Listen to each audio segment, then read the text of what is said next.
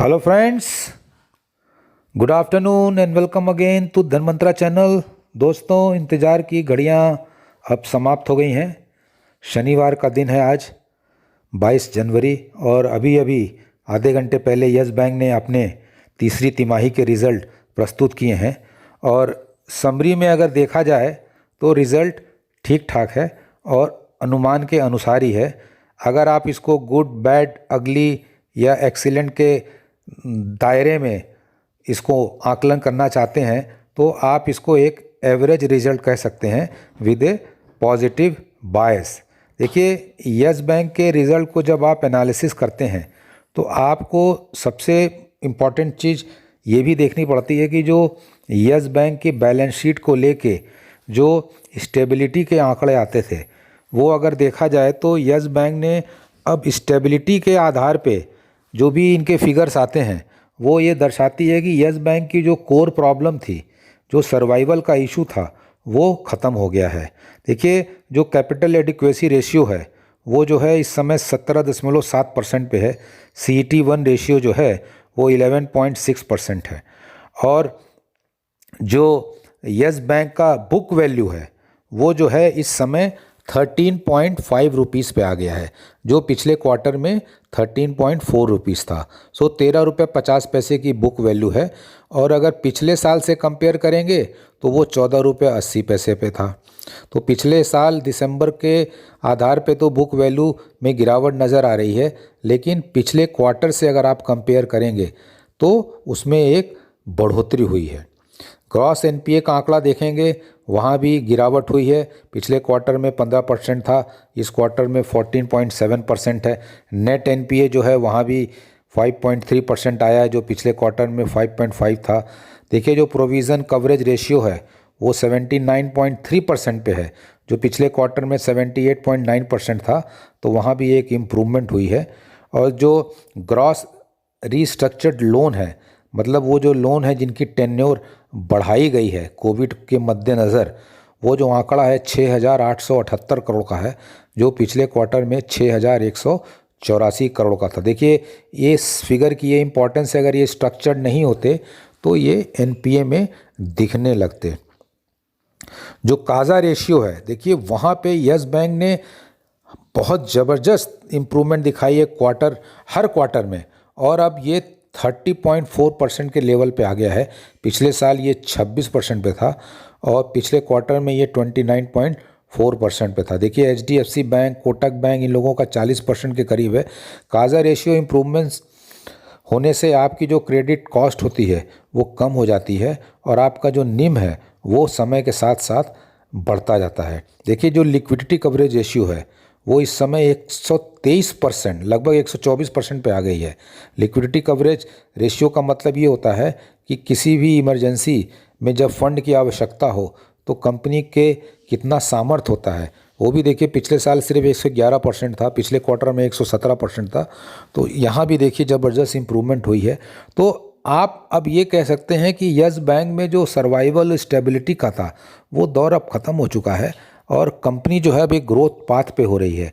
क्योंकि अगर आप ग्रोथ का आंकड़ा देखेंगे तो एडवांसेस का आंकड़ा देखेंगे तो 2% की बढ़ोतरी हुई है। 1,76,241 करोड़ का इन्होंने एडवांसेस किया है। डिपॉजिट में क्वार्टर टू क्वार्टर 4.3% की ग्रोथ हुई है और अभी जो यस बैंक के पास डिपॉजिट है वो 1,84,000 करोड़ के आसपास है। और जो टोटल बैलेंस शीट इस प्रकार जो आती है इनकी, वो 3,05,000 करोड़ के आसपास है। तो वहाँ भी देखिए, यहाँ पे इनके रिटर्न ऑन एसेट्स देखें तो वहाँ भी इम्प्रूवमेंट है, 0.3% से बढ़कर 0.4% हो गया है। रिटर्न ऑन इक्विटी में इम्प्रूवमेंट है, अभी ये 3.2% पे आ गई है। पिछले क्वार्टर में 2.7% था और पिछले साल तो ये सिर्फ महज 1.6% था। जो निम का आंकड़ा है यहाँ भी इम्प्रूवमेंट हुई है।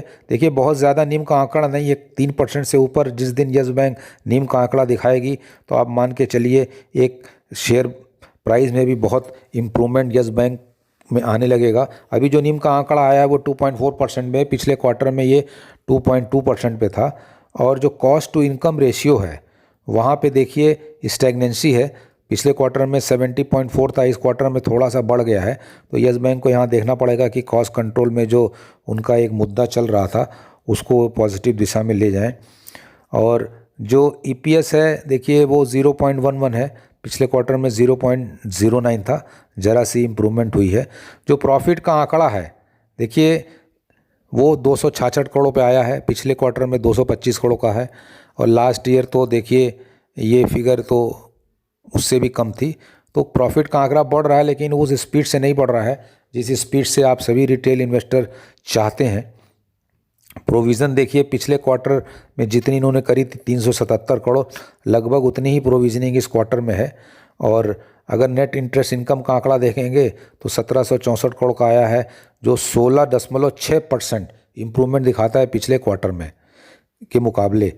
नॉन इंटरेस्ट इनकम जो है वो इस क्वार्टर में थोड़ी घटी है, लगभग 6% की गिरावट आई है। यहाँ पे फिगर यस बैंक को वॉच करना पड़ेगा क्योंकि not interest income yes bank का पहले बढ़ता रहता था। तो टोटल इनकम जो हुई है उसमें 9.1% की बढ़ोतरी हुई है Q-on-Q। और इस प्रकार जो यस बैंक का ऑपरेटिंग प्रॉफिट है वो 731 करोड़ का आया है, जो 7.7% का ग्रोथ दर्शाता है। सो दोस्तों, इन लाइन रिजल्ट्स हैं, जिस प्रकार की आशाएं थीं उसी प्रकार की हैं। धीरे धीरे बैंक कम रिस्क लेते हुए एक ग्रोथ के पाथ पे जा रहा है। और स्टेबिलिटी जो है, जो पहले ये मुद्दा था कि मैनेजमेंट को एक स्टेबिलिटी यस बैंक के काउंटर पे लानी है in terms of balance sheet, वो ऐसा लगता है कि बैंक ने अचीव कर लिया है और धीरे धीरे ग्रोथ पाथ पे जा रहा है। देखिए दोस्तों, आजकल बाज़ार में थोड़ी मद्दी का दौर चल रहा है, तो लेट अस सी मंडे को क्या रिएक्शन होगा। देखिए मेरे हिसाब से फ्लैट रिएक्शन होना चाहिए यस बैंक के प्राइस में, क्योंकि जो रिज़ल्ट हैं वो इन लाइन ही हैं। और अभी देखिए आपने जो कंपनियां अच्छी रिज़ल्ट भी दे रही हैं उनमें भी जो एक निगेटिव प्राइस रिएक्शन आया है।